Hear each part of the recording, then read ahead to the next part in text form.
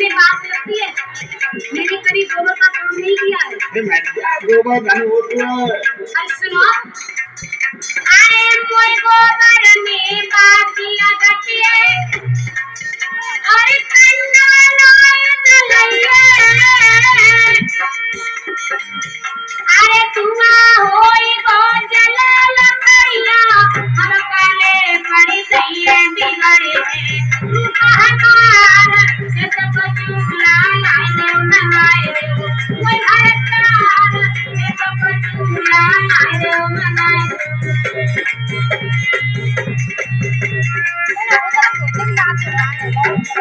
और एक जैसे ही जब गैस पर चूल्हा लाए दिया तो क्या करेंगे?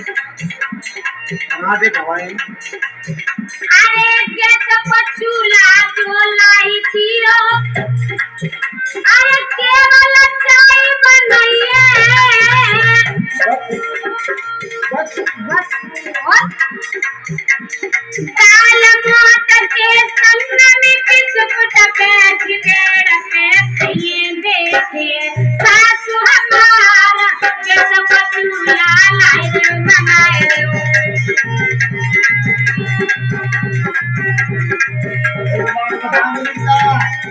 बता प्रवीण कुमार, भाई अम्मा को दिखा देगा खायो तो चूल्हो में खबो वाले।